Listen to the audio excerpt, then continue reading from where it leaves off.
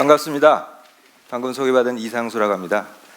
오늘 이렇게 멋진 공간에서 여러분들하고 이렇게 흥미로운 주제를 가지고 말씀을 나눌 수 있게 되어서 매우 기쁘게 생각합니다. 두산 아트센터 옛날에 영광홀 시절에 와보고 저는 처음 와보는데요. 굉장히 멋진 공간인 것 같습니다. 그리고 오늘 주제 이타주의자라는 주제에 대해서 여러분들과 함께 말씀 나누게 돼서 매우 기쁩니다. 제가 맡은 주제는 이타주의자의 여러 가지 측면을 검토하는 가운데 동아시아 사상에서 어떻게 나타났는지에 관한 것인데요. 오늘 드릴 말씀을 먼저 보여드리면 제가 생각하는 이기주의와 이타주의에 대한 말씀을 먼저 좀 드리고 그 다음에 고대 중국에서 나타났던 공자, 노자, 묵자, 그리고 양주와 장자 이분들의 생각을 중심으로 오늘날 우리가 이타주의 혹은 이기주의에 대해서 어떤 생각을 가질 수 있는지 같이 말씀을 나눠보기로 하겠습니다. 먼저 이기주의와 이타주의는 제 생각에는 그냥 딱 잘라지는 얘기는 아닌 것 같습니다.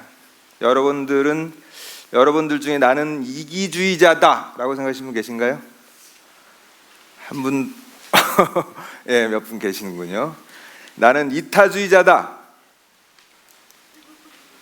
역시 몇 분 계셨습니다. 예, 멋지십니다. 이기주의자도 멋지고 이타주의자도 멋집니다. 그런데 이기적인 행동을 하지만 그게 꼭 반드시 자기한테 도움이 되지는 않을 수도 있습니다. 그렇죠? 그런 거 많이 느껴보셨죠? 극단적으로 이기주의를 추구하면 자기한테 해가 됩니다. 이기주의의 역설이죠.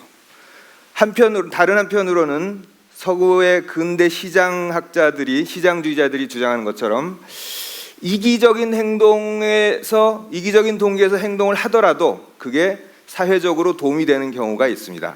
예를 들자면 빵집 가게 주인이 세상 사람들의 배고픔을 다 해결해 주기 위해서 빵 만드는 게 아니죠. 그냥 빵 굽습니다. 그냥 빵 구워서 파시지만 그게 결국은 사회에 도움이 되고 이타적인 결과를 낳는다라는 게 시장주의자들의 생각인 거죠. 그러니까 이기주의도 역설적인 면이 있고 이타주의도 역설적인 면이 있습니다. 두 가지의 면에서 역설적인 면이 있습니다. 두 가지는 뭐냐면 하나는 이기주의를 극단적으로 추구하면 나에게 도움이 되려고 했는데 되려 도움이 안 됩니다. 역설적인 거죠. 또는 그냥 나는 내가 도움이 되는 걸 추구했을 뿐인데 이타적인 결과를 낳아요. 결과와 내 동기가 모순이 되죠. 그런 역설을 또 나올 수 있습니다. 이타주의도 마찬가지입니다. 이타주의도 지금 이타주의자 몇 분 계셨던 거 제가 기억합니다. 이타적인 행동을 하지만 이타적인 행동이 나한테 손해만 될까요? 그렇지 않습니다. 손해만 되지 않고 흔히 헬퍼스 하이라든가 테레사 효과 이런 얘기를 하는데 도와준 분이 자기한테 남을 도와줬을 때 굉장히 즐거움을 느낄 수 있고 엔돌핀이 증가한다는 거죠. 과학적으로 이거를 증명하기 위해서 노력한 분들도 계십니다. 저는 심리학자가 아니니까 그런 연구를 한 건 아니고요. 그런데 그걸 헬퍼스 하이라 그러죠. 저도 직장에서 동료들과 봉사활동을 나갑니다. 봉사활동을 부끄럽지만 자주는 못 나갑니다. 한 분기에 한 번 정도 나가는데 분기에 한 번 정도 나가서 서너 시간 땀 흘려서 설거지 주로 했어요. 저희가 기술이 없어서 이제 밥 드시도록 하는 곳에서 설거지 주로 많이 했는데 그럼 땀벙벙이 되면서 바쁠 땐 설거지 그릇이 쏟아져 들어와요. 막 하고 땀 쫙 흘리면은 괜히 마음이 흐뭇합니다. 그리고는 나가서 이제 제가 우리 동료들한테 가령 술이라도 사죠. 그러면은 4시간 봉사하고 5시간 술 마신 이런 나쁜 결과가 생기기도 하는데 그런 일을 막기 위해서 봉사 시간보다 더 오래 마시는 건 안 된다. 이렇게 룰을 만들어 봤는데 여하튼 그런 게 헬퍼스 하이라고 합니다. 그러니까 남을 위해서 일을 했는데 제가 더 좋은 거죠. 그 다음에 또 테레사 효과라는 거는 남을 위해서 봉사하고 다른 사람에게 동정심을 가졌는데 내 면역력이 증가한다는 겁니다. 그런 연구 결과도 있죠.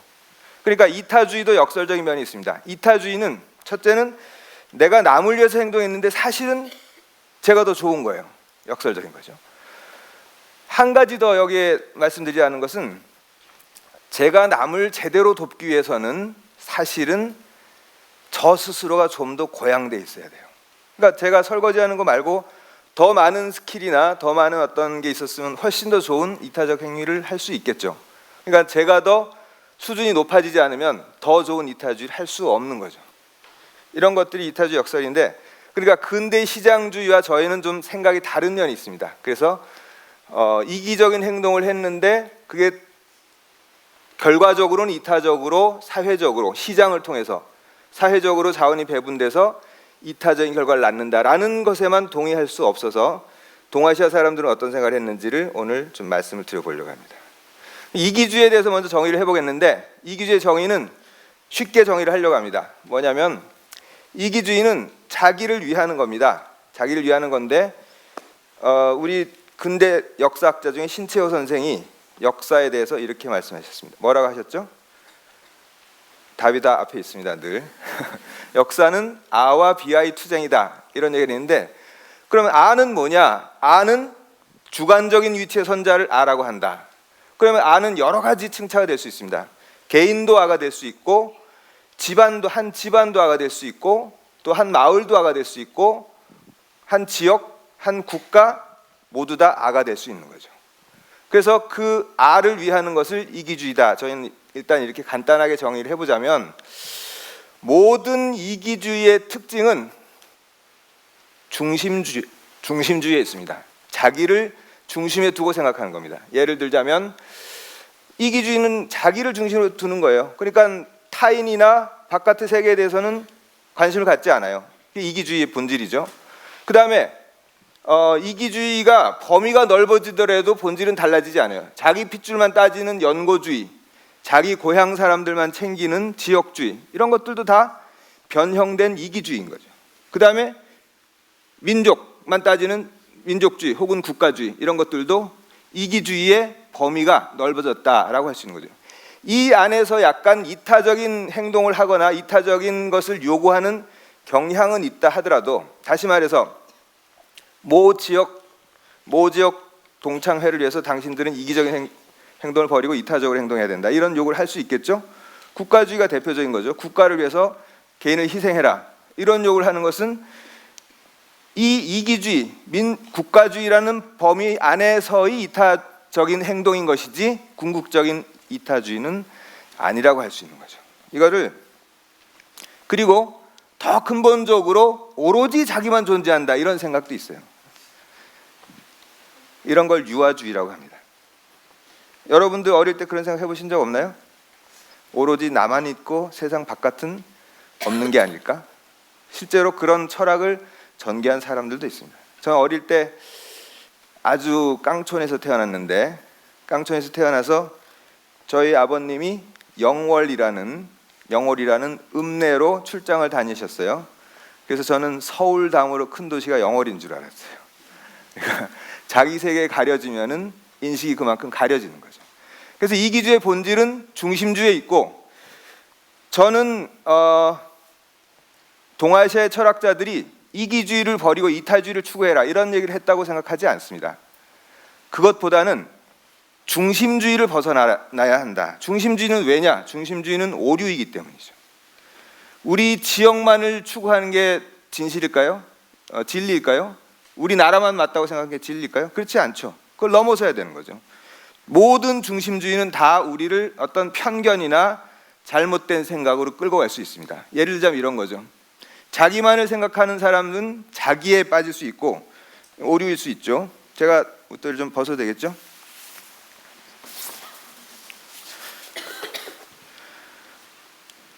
그 다음에 자기 마을만 생각하는 사람들, 지역주의에 빠지는 거죠. 그래서 우리나라에서도 어디라고 말씀을 안 드리겠습니다만 A 지역과 B 지역 죽도록 싸우기도 하죠.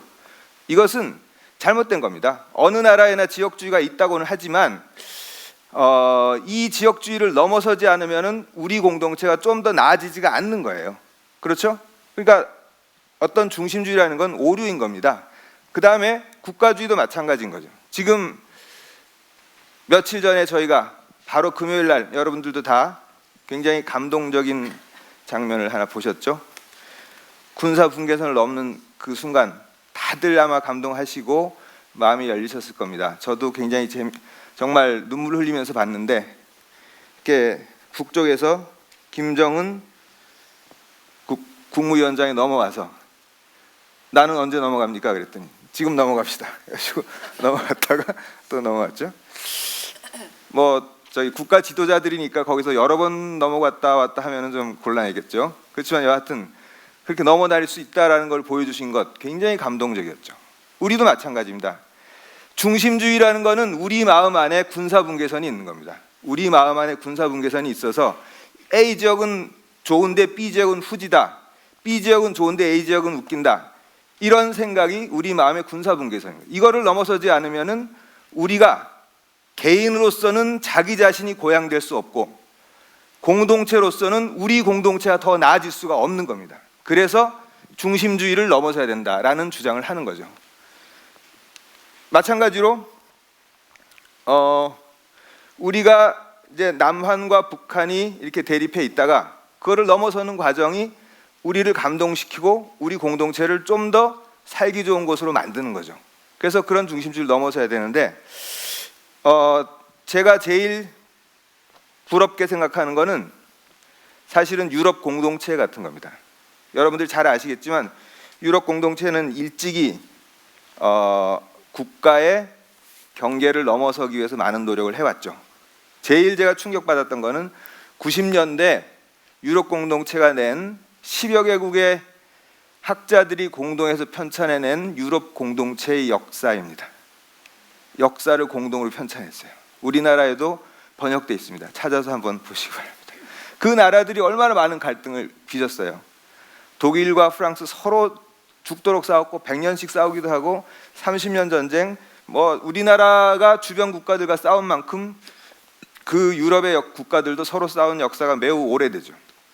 그런데 그 사람들은 같은 역사책을 써낸 겁니다. 그만큼 경계를 넘어서는 그런 수준에서 한 단계 더 넘어선 거죠. 우리나라가 지금 중국과 한국과 일본 공동의 역사책을 써낼 수 있을까요? 상당히 어려운 일이죠. 당장 우리나라가 남북 사이에서도 공동의 역사책을 써내기가 어려울 정도인 거죠. 그게 우리가 넘어서야 될 우리 마음의 군사분계선이다 이렇게 생각할 수도 있겠죠. 사실 이런 것뿐만이 아니라 지금까지 오랫동안 남성 중심주의 사회에는 여성에 대해서 굉장히 많은 편견과 남존여비 사상 이런 걸 가지고 왔었죠. 이런 것도 다 똑같은 중심주의입니다. 우리 공동체를 분단과 여러 가지 한계로 가둬두는 것들이 중심주의인 거죠. 그래서 중심주의의 결과가 이기주의이고 중심주의를 하나하나 넘어서는 게 어떻게 보면은 이타행으로 점점 더 큰 이타행으로 가는 거죠. 대표적인 예를 보여준 사람이 서양 철학사의 할아버지격인 플라톤이라는 사람입니다. 플라톤은 뭐라 그랬냐면 플라톤의 인생 삼락이 있죠. 그게 뭐죠? 첫째, 나는 노예가 아니라 자유인으로 태어났다. 그게 첫째 그 사람이 낙입니다. 둘째는 바르바로스가 아니라 헬라스로 태어났다. 즉 야만인이 아니라 주변의 오랑캐로 태어난 게 아니라 그리스인으로 태어났다. 그리스의 도시국가인으로 태어났다. 셋째 뭐죠? 여자가 아니라 남자로 태어났다. 이분의 생각이 어떻습니까? 여러 가지 중심주의의 한계를 보여주는 거죠. 이 사람은 그리스 중심주의에 빠져 있고 그리고 자유민 중심주의에 빠져 있고 남성 중심주의에 빠져 있는 겁니다. 이런 생각이 지배하는 사회가 좋을 리가 없습니다. 저는 제 인생의 목표는 자유인이 되는 것인데 자유롭게 아무 걸림 없이 자유롭게 사는 것인데 이런 중심주의가 지배하는 세상이 자유로운 자유인이 살 수 있는 공간이 될 리는 없는 거죠. 그래서 저는 거꾸로 이런 생각을 해봤습니다. 플라톤의 얘기를 들으면서 저는 가난한 집안에 태어나서 열심히 노력하지 않으면 안 되었기 때문에 행복하고 또 할 일 많은 나라에 태어나서 지금은 우리나라가 많이 번영됐습니다만 제가 청년기를 보낼 때만 해도 독재 정권이 있었고 뭐 아직도 가난한 나라였죠. 그런 할 일 많은 나라에 태어났으니 행복하다. 이 역시 나의 인생의 낙이다. 그 다음에 세 번째 낙은 제가 가질 수 없는 낙입니다. 그건 뭐냐면 내가 여자로 태어났다면 지금까지 수천 년 동안 쌓여왔던 이 편견과 여성에 대한 그 차별을 이겨내고 싸워나가는 즐거움이 있었을 텐데 이런 것들이 인생 삼락이 될 수 있는 거예요. 플라톤과 다른 거꾸로 얘기를 우리가 할 수 있는 거죠. 이런 것들이 이기주의 혹은 중심주의를 넘어서는 사고방식이라고도 할 수 있습니다. 근데 거꾸로 또 이런 것도 있죠. 그래서 아직까지도 이런 중심주의를 고집하기 때문에 예를 들자면 뭐 한국 남자들의 경쟁력이 세계에서 떨어진다라든가 이런 얘기를 비판을 듣고 있는 거죠. 그 다음에 더 나아가서 인간 중심주의도 사실은 비판받을 수 있습니다. 그렇죠? 인간이 만물의 영장이다. 우린 이렇게 배워왔지만 과연 그런가요? 그렇지 않을 수도 있습니다. 인간 중심주의에 의해서 이 자연을 파괴할 권리가 우리한테 없는 거죠. 그 다음에 뭐 생명 존중 사상은 더 큰 중심주의를 더 크게 깨는 것일 수도 있고 마지막에는 결국 우주와 내가 일치가 되는 이런 순간까지 갑니다. 이런 사고를 하는 게 동아시아에서 전개된 생각들입니다. 뭐 해탈까지 얘기하면 너무 황당하다고 느껴질 수도 있겠지만 사실은 동아시아의 철학자들은 이런 사유를 빈번하게 했습니다. 그래서 예를 들자면 맹자 같은 사람은 알쏭달쏭한 얘기를 했어요. 만물계비어의 온 만물이 내 몸에 다 갖추어져 있다. 그래서 그걸 돌아보아서 성실하면은 그보다 더 큰 즐거움이 어디 있겠는가 이런 얘기를 합니다. 내 안에 소우주가 갖춰져 있다라는 거죠. 자기가 다 소우주다. 여러분들이 다 하나의 소우주인 겁니다. 짧게 말씀드려보자면 왜 여러분들이 소우주이죠? 중용이라는 책에 보면은 성실함은 온갖 사물의 처음과 마지막이다. 사물의 알파요 오메가다. 성실하지 않으면 어떠한 사물도 존재할 수 없다. 이런 얘기가 나옵니다. 여러분들 성실하신가요? 예, 성실하신 분이 계십니다. 다행입니다.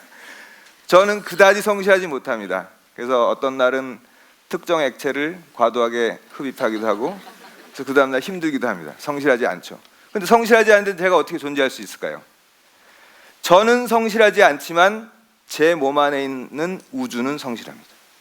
그래서 특정 액체를 너무 흡입하면 그거를 힘들게 배출을 하고 저를 아프게 만들어서 그 일을 잘 못하게 만들고 이런 일을 하는 거예요. 내 몸 안에 소우주가 있기 때문에. 여러분들이 숨을 스스로 안 쉴 수 있어요? 여러분들이 스스로 심장을 빨리 뛰게 할 수 있어요? 그럴 수 없죠. 여러분들 안에 있는 어떤 부분들은 여러분께 아니라 우주의 것이고 우주와 같이 호흡을 하는 거예요. 그게 소우주라는 거예요. 그래서 맹자는 이런 얘기까지 할 수 있었던 거죠. 만물이 내 안에 다 있다. 우주와 내가 하나다. 이런 깨달음까지 갈 수 있는 거죠. 그 다음에 또 송나라때 학자들은 이런 얘기를 했어요. 가장 재미있는 얘기가 정이천이라는 사람이 한 얘기인데 의학책에서 어질지 않다라는 개념이 나옵니다. 여러분들이 육아의 핵심 개념이 육아 철학의 핵심 개념이 어질다라는 거는 들어보셨죠? 어질 인자 인으로서 세상을 다스려야 된다. 그게 육아 사상의 핵심입니다. 근데 어질다라는 걸 어떻게 설명하느냐? 먼저 의학책에서 어질지 않다라는 개념을 가지고 어질다는 게 먼저 설명합니다. 뭐냐면 어질지 않다라는 건 마비된 걸 어질지 않다라고 합니다. 마비된 거. 그래서 손발이 마비돼서 여기에 통증이 있는데 내가 못 느낀다. 어질지 않은 겁니다. 그 어질지 않은 거예요. 이 세상 어딘가에 고통이 있는데 그 고통을 내가 못 느낀다. 사람들이 고통을 받고 있는데 그걸 내가 못 느낀다. 어질지 않은 겁니다. 그래서 어질다는 거에 대해서 설명하는 것 중에 가장 멋진 표현이 바로 의학책에서 말하는 수족이 마비됐을 때 어질지 않다고 얘기하는 게 가장 멋진 표현이다라고 정이천은 얘기하죠. 그래서 어질다라는 것은 만물일체다. 만물일체이니 내가 아닌 게 없다. 내가 아닌 게 없다. 여기까지 간다면 사실은 뭐 이기주의나 중심주의를 얘기할 수 없을 정도까지 가는 거겠죠. 그래서 동아시아 사람들이 생각하는 이타주의는 사실은 개인적인 선택의 문제가 아닙니다. 그러니까 나는 이기주의를 선택하겠다, 나는 이타주의를 선택하겠다라는 문제가 아니라 우리 사회, 우리 공동체를 가로막고 분단시키고 있는, 혹은 걸림돌이 되고 있는, 혹은 우리가 더 큰 관용적 사유를 하는데 방해가 되고 있는 중심주의를 넘어서는 겁니다. 그 중심주의를 넘어서는 게 어떻게 보면 이타주의인 거죠. 그래서 거기를 넘어서까지 자아가 확장되는 거고, 그런 사람들이 사는 세상은 공동체도 더욱 자유로운 사람들을 위한 공간이 될 수가 있겠죠. 그래서 오늘 제가 크게는 4명 혹은 5분의 생각을 말씀드려 볼 텐데, 먼저 공자입니다. 공자, 이분은 2500년 전에 태어난 분이죠. 공자를 모르시는 분은 안 계실 겁니다. 공자가 재밌나요? 따분한가요?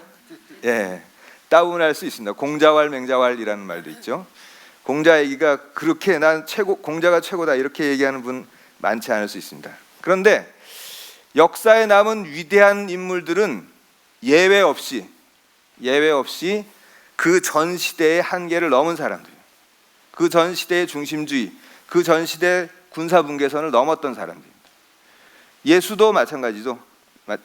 여러분들이 기독교 종교 가지신 분도 계실 텐데, 예수님도 유대주의라는 유대 민족의 종교를 뛰어넘었기 때문에 오늘날 위대한 예수가 될 수 있었던 거죠. 기독교를 창간할 수 있었던 거죠.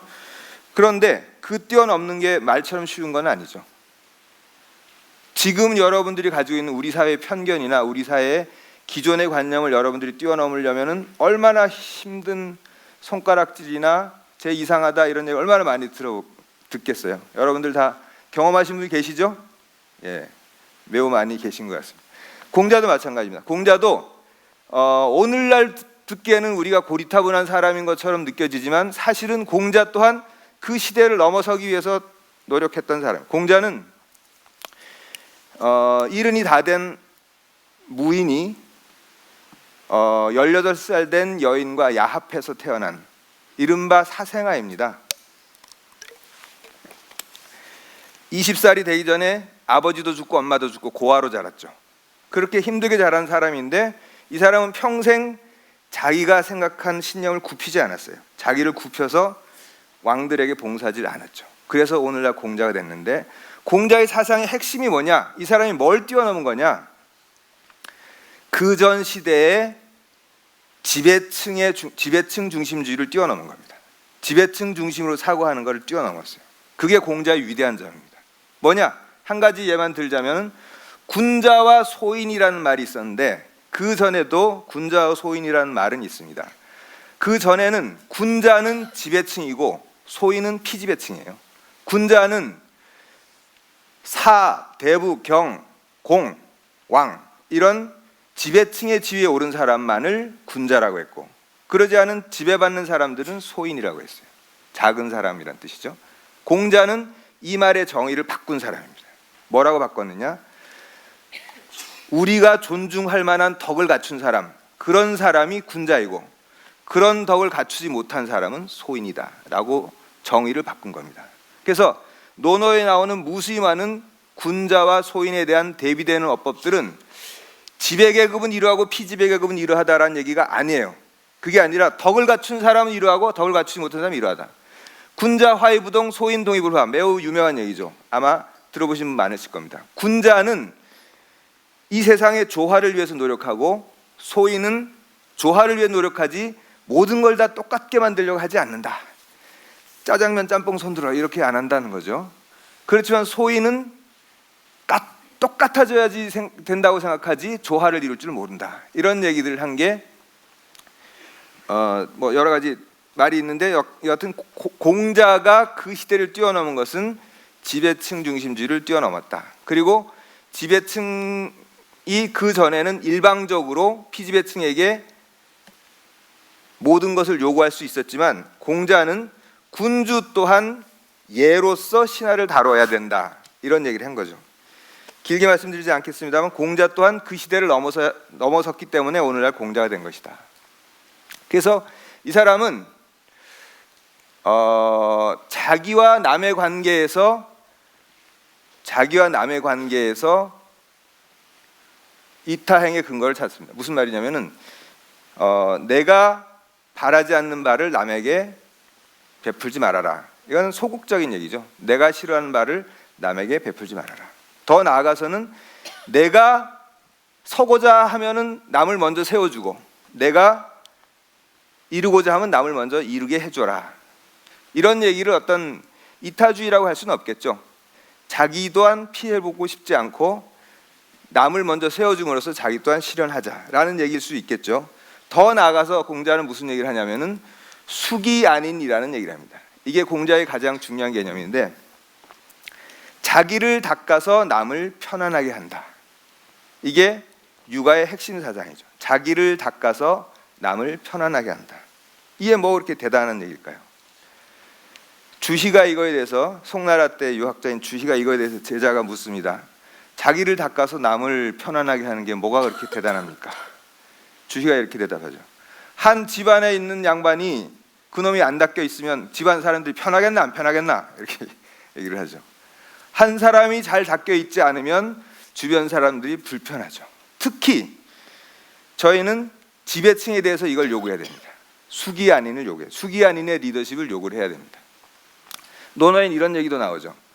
군자는 섬기기는 쉽지만 기쁘게 해주기는 어렵고, 도로서 기쁘게 안 하면은 기뻐하지 않는다. 그리고 사람을 부릴 때는 그 사람의 역량에 맞게 한다. 이런 얘기가 나옵니다. 또 소인은 섬기기는 어렵지만 기쁘게 해주기는 쉽다. 도로서 기쁘게 하지 않더라도 기뻐하고, 사람을 부릴 때 한 사람이 모든 걸 다 하도록 요구한다. 무슨 뜻이냐면, 제가 예전에 대학에 다닐 때, 지금은 다 은퇴하신 분들입니다. 은퇴하신 분들, 그분들 욕되게 하려고 하는 게 아니라 그냥 예로 드는 건데 여러분들 이해하기 쉬우시게, 지도자의 두 가지 유형이 있는 겁니다.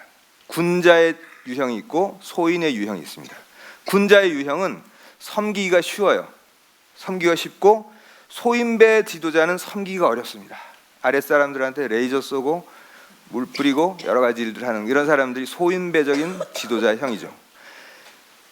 제가 대학교 다닐 때 두 교수가 계셨는데 그 교수가 매우 대조적이에요. 한 분은 대학원생들을 자기 수족처럼 부려먹습니다. 이걸 해도 시키고 저걸 해도 시키고. 옛날에 흔히 유행했던 농담이 있죠. 코끼리를 냉장고에 집어넣는 법. 교수는 어떻게 집어넣죠? 조교를 시킵니다. 조교를 시켰죠. 네, 그런 분이었어요. 그런 분이니까 섬기기 매우 어려웠죠. 그리고 지금은 뭐 가능하지도 않은 일이에요. 지금 같으면 뭐 당장 이른바 갑질이라고 폭로가 나왔겠죠. 그런 분인데 대학원생들을 슬리퍼로 따귀를 때리기까지 이런 분들이죠. 뭐 막 시키고 그냥 시도 때도 없이 불러다가 시킵니다. 그런 분이 계셨던 반면에 다른 한 분은 뭘 시키더라도 굉장히 어렵게 부탁을 합니다. 혹시 김군 시간이 좀 있나? 괜찮습니다. 그럼 이거 와서 좀 도와주겠나? 도와주면 그 다음에 그냥 보내는 법이 없어요. 이걸로 짜장면이라도 좀 먹게나 하면서 뭐 한 몇만 원을 주세요. 그냥 주는 법도 없어요. 꼭 봉투에 넣어서 이렇게 주십니다. 굉장히 다른 분들이 매우 대조적인 분들인 거죠. 제가 이 구절을 읽을 때마다 이 두 분이 생각납니다. 한 분은 섬기기 매우 어려워요. 섬기기 매우 어려운데 그런데 그 사람을 기뻐하게 하기는 쉽습니다. 비유만 맞춰주면 돼요. 그런데 다른 한 분은 섬기기가 매우 쉽죠. 섬기기가 매우 쉽지만, 그래서 저희가 우리 리더들한테 숙이 아닌의 리더십을 요구해야 됩니다. 모든 정치가들은 개인적인 일을 하는 게 아니라 사실은 이타행을 하겠다고 이 세상에 나선 사람입니다. 그렇죠? 이 세상 일을 하는 거잖아요. 그러니까 그 사람들은 이타주의자이어야 돼요. 남을 위해서 일을 해야 되는 사람이어야 마땅해요. 그렇기 때문에 그 사람들한테는 숙이 아닌의 리더십을 요구해요. 나를 먼저 닦아서 자기가 일정 수준이 돼서 봉사하겠다라고 해야 된다는 거죠. 오늘날의 무수한 우리나라의 정치가들이 이 자격을 충족시키고 있을까요? 그렇지 않다고 보입니다. 저희가 이 수준을 높여야지 우리나라의 정치가 수준이 높아지는 거고 우리나라의 공동체가 더 살만한 곳이 된다라는 생각을 합니다. 그래서 공자가 생각한 이타행의 실천 방법은 숙이 아닌, 이걸 기억해 주시면 좋겠어요. 자기를 닦아서 다른 사람을 편하게 한다. 근데 여담으로 말씀을 드리겠습니다만, 유학을 공부하신 분들은 들어보셨겠습니다만, 유학의 핵심을 수기치인이라고 얘기하는 경우가 있어요. 자기를 닦아서 남을 다스린다. 자기를 닦아서 남을 다스리는 것보다 자기를 닦아서 남을 편안하게 하는 게 우선입니다. 그리고 이게 범위가 더 큰 거죠. 먼저 수기안인 할 수 있어야 되는 겁니다. 그런데 수기치인을 강조하다 보니까 과거 시험에 매달리는 겁니다. 이 말을 변형시켜서 내가 과거에 합격해서 다스리겠다. 그러니까 치인에 더 방점을 두는 거죠. 오늘날의 정치가들과 비슷한 거죠. 사실은 수기가 됐는지 안 됐는지도 점검이 안 된 상태에서 남부터 다스리겠다라는 생각을 갖는 건 잘못이다. 그래서 저는 공자의 생각의 핵심은 수기치인이 아니라 수기안인이다, 이렇게 말씀드리겠습니다. 레이저나 쏘는 정치가들은 다 쫓아내야 된다. 수기안인을 요구해야 된다. 이런 말씀을 하고 싶습니다. 마지막으로 공자의 생각과 관련돼서 저희가 논의할 만한 얘기 중에 이직보원과 이덕보덕 이런 얘기가 있습니다. 무슨 얘기냐면은 공자의 제자 중에 한 사람이 공자에게 묻습니다. 원수를 은혜로 갚으면 어떻겠습니까? 이렇게 얘기해요. 원수를 은혜로 갚는다는 얘기는 노자에 나오는 얘기입니다. 노자에 나오는 얘기인데 노자의 핵심 사상이기도 하죠. 원수를 사랑하라라는 예수님의 말씀과 일맥상통하는 얘기죠. 이거에 대해서 공자는 뭐라 그러냐면은, 그러면 덕은 뭘로 갚느냐? 원수를 은혜로 갚으면 은혜는 뭐로 갚느냐? 원수는 올바름으로 갚고 은혜는 은혜로 갚아야 된다. 이런 말이 나옵니다. 이건 무슨 얘기냐면은 공자의 이타행을 경세가적 이타행이라고 제가 이름을 붙여봤는데 세상을 다스리는 이타행입니다.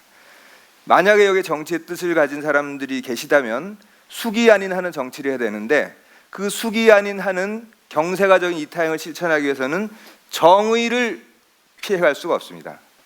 직이라는 것은 정의를 얘기하는 거죠. 다른 문헌에 보면 이 네 가지 케이스가 다 나옵니다. 덕을 덕으로 갚는 경우, 그러면 백성들한테 권할 내용이 있다. 원수를 원수로 갚는 거, 그럼 백성들한테 조심하도록 할 바가 있다. 근데 덕을 원수로 갚어, 이런 덕으로서 원수를 갚아요. 덕으로서 원수를 갚는 거는 비판적으로 봅니다. 유가 사상에서는 덕으로서 원수를 갚는 것, 즉 노자적인 생각이죠. 노자적인 생각은 자기 몸 편하려고 하는 것이다, 비판적으로 봅니다. 근데 덕을 원수로 갚아, 이런 자는 당장 잡아 죽여야 될 놈들이다, 이런 얘기가 나오는 거죠. 근데 여기서 지금 공자가 이원보원이라고 하지 않는 거에 주목하셔야 됩니다. 원수를 원수로 갚아야 된다라고 얘기하는 게 아니라 원수를 발음으로 갚아야 된다. 이직보원이잖아요. 원수를 발음으로써 갚아야 된다. 발음이 뭐냐? 정의라는 거예요. 정의인 거죠. 눈에는 눈, 이에는 이 동태복수가 바로 이원보원이죠. 눈에는 눈, 이에는 이의 정의 실현은 그거는 전근대적인 겁니다.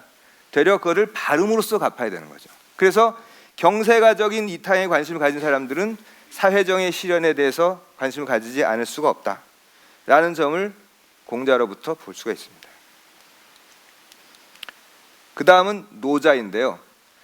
노자에 대해서도 역시 많은 얘기를 들어보셨겠죠.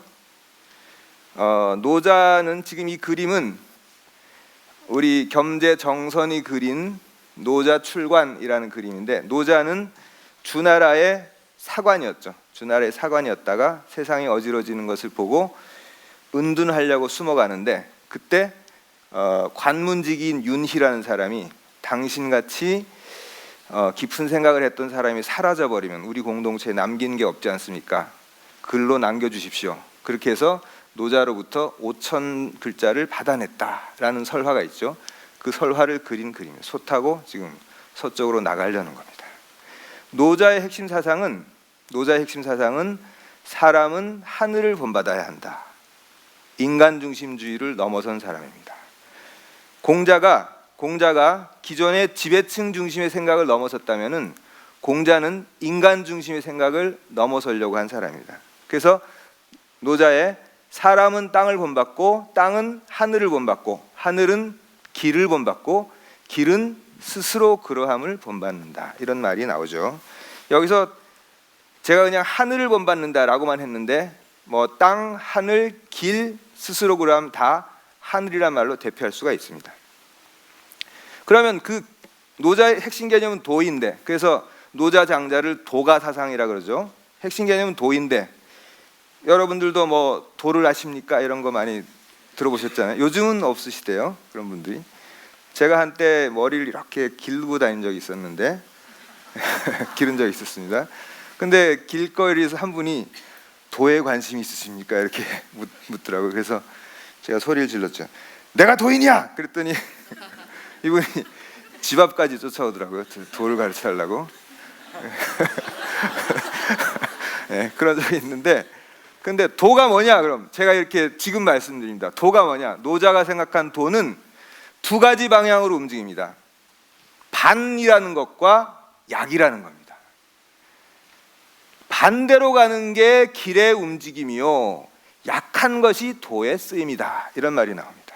매우 중요한 말이에요. 노자의 핵심적인 생각입니다. 뭐냐? 지금까지 인간이 이루어 놓은 것들을 허무는 생각을 가지고 있어요. 노자는 인간 중심주의를 허무는 게 노자 철학의 중심입니다. 그게 반자도지동이요. 그 다음에 약자도지용은 역시 인간이 만들어 놓은 패권을 내려놓는 겁니다.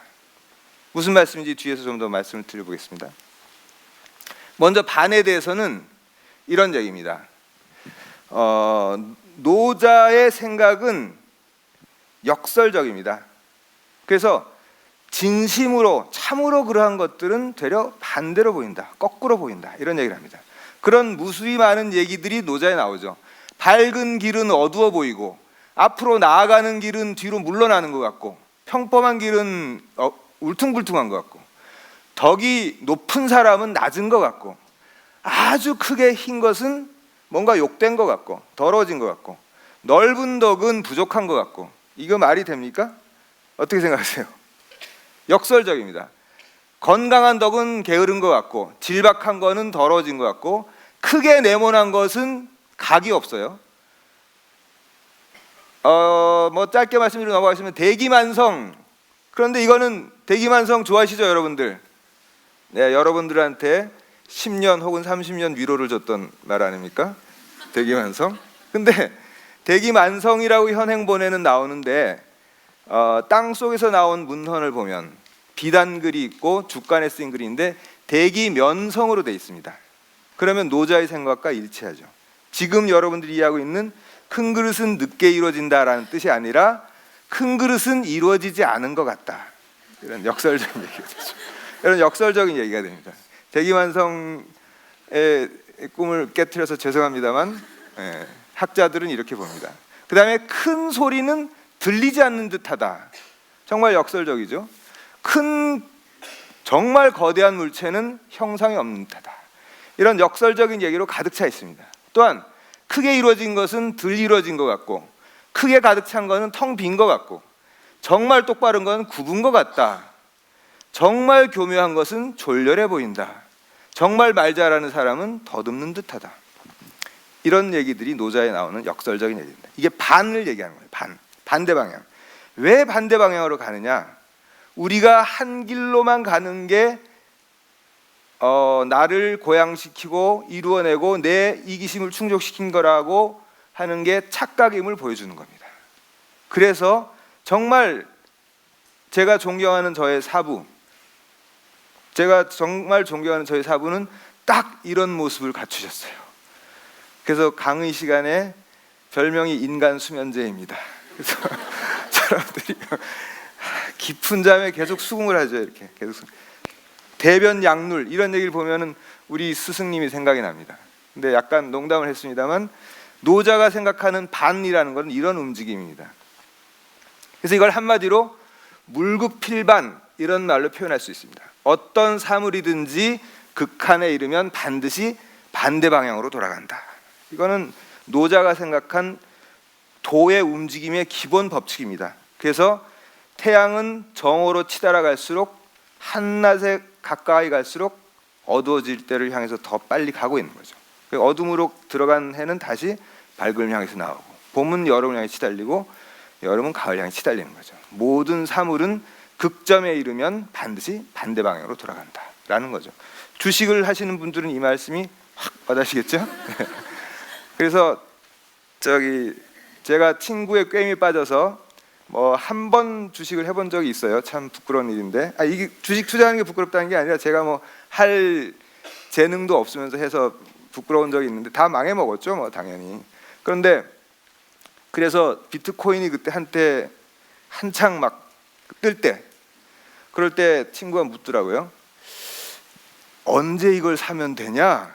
그래서 언제 이걸 살지는 내가 얘기를 못 하겠고, 내가 사면 네가 팔어. 그래서 내가 사면 분명히 폭락할 거야. 그러니까 네가 팔고 그 다음에 내가 다시 팔면 그때 사. 그럼 다시 오를 거야. 이런 농담을 한 적이 있는데, 어쨌거나 사람 뜻대로 안 되죠. 근데 물국필반이라는 것은 도의 움직임이다라는 게 노자의 통찰입니다. 그 다음에 반이라는 것은 또한 우리 인간들이 생각하는, 인간이 사유하는 그 방향과 반대 방향으로 움직입니다. 노자는 이런 얘기가 나오죠. 하늘의 도는 활을 당기는 것 같구나. 그래서 높은 곳은 낮춰주고 낮은 곳은 들어준다. 이렇게 당기는 거죠. 활을 당기죠. 그래서 남는 자의 것은 덜어내고 부족한 자에게 더해준다. 이게 하늘의 도라는 겁니다. 그런데 인간의 도는 그러지가 않습니다. 하늘의 도는 남는 사람의 것을 덜어서 부족한 사람을 더해주는 게 하늘의 도입니다. 아주 간단한 얘기지만 정말 우리 심금을 울리는 얘기죠. 이게 하늘의 도입니다. 이렇게 하면은 하늘의 평형, 헤븐리 이퀄리브리엄에 도달할 수 있는 거죠. 이거를 우리 인간 세상이 못하고 있는 거죠. 그런데 인간의 도는 그러지 아니하여서 손부족 이 복유여, 말이 됩니까? 부족한 사람들 걸 덜어서 남는 사람을 더해줘. 남는 사람을 바쳐.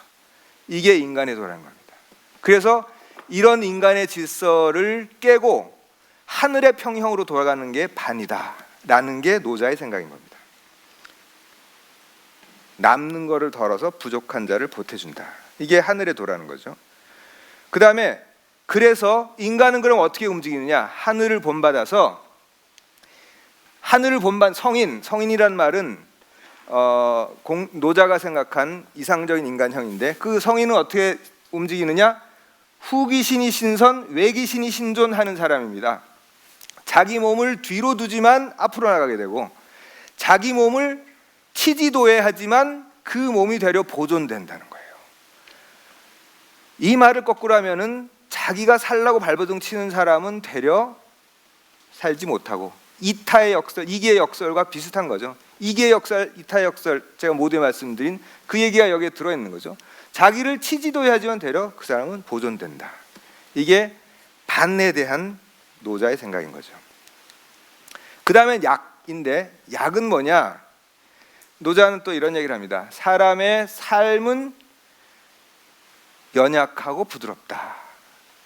살아있는 것은 연약하고 부드러운데 죽음의 무리는 딱딱하고 강하다. 너무 빨리 나와버렸네요. 죽음의 무리는 딱딱하고 강하다. 그래서 풀이나 나무도 보면은 오늘 요즘 봄날에 풀, 연한 잎들 보면은 다 연약하죠. 그게 생명입니다. 그런데 죽은 나뭇가지들은 뻣뻣하죠. 그런 것들이 죽음의 무리라는 거죠. 삶이라는 것은 약한 것이다. 부드럽고 약한 것이다. 그래서 약한 게 강한 거를 이긴다라는 생각을 노자는 가지고 있습니다. 물이 바위를 뚫듯이. 그리고 이거는 강함이나 권력이나 속도나 고집 같은 인간적인 어떤 그 생각, 인간적인 추구, 욕망의 숭배가 아니라 약함과 낮음과 느림, 유연함에 대한 찬양을 담고 있는 게 노자의 생각인 거죠. 그게 도라는 것은 지금 말씀드린 것처럼 거꾸로 인간이 생각한 반대 방향으로 움직이고, 그 다음에 인간은 강하고 빠르고 센 걸 추구하지만 되려 약하고 유연하고 관용적인 것을 추구하는 게 도다라고 생각하는 거죠. 그 도에 대해서 관심 있으십니까? 라는 여성한테 이렇게 차분히 설명드릴 기회가 없었는데 도라는 건 이런 겁니다. 그 다음에 노자의 아주 중요한 얘기가 나오는데 지기웅 수기자, 지기백 수기흑, 지기영 수기욕 이런 얘기가 나옵니다. 무슨 얘기냐면은 그 수컷됨을 알지만 암컷을 지키고 그 힘을 알지만 검음을 지키고 영광됨을 알지만 욕됨을 지킨다. 무슨 말일까요? 대체 무슨 말일까요? 그래서 웅백영이 좋은 줄은 알아요. 수컷됨, 남성들이 힘 세다는 거 알겠고, 그 다음에 뭐 희고 빛나는 거, 영광스러운 게 좋은 거는 줄은 알겠어요. 그러나 나는 암컷 쪽에 쓰고 검은 쪽에 남아 있으며 욕됨을 받겠다라는 생각이 노자의 핵심 사상입니다. 이것은 그래서 노자를 페미니스트다 이렇게 얘기하기도 하죠. 사실 뭐 이거는 당연한 얘기인 거죠. 지금 사실 한 2000 몇백 년 동안 이어져 왔던 남성 중심주의가 아직도 무너지지 않았어요. 그런데 2500년 전에 노자가 이렇게 얘기했다는 건 정말 위대한 거죠. 여러분들 지금 오신 분들 중에 남성 여성이 반반쯤 될 것 같은데 남성 중에서 남성 여성보다 우월하다라고 생각하시는 분 계신가요? 네, 공개적으로 얘기하실 용기는 없으신 거죠?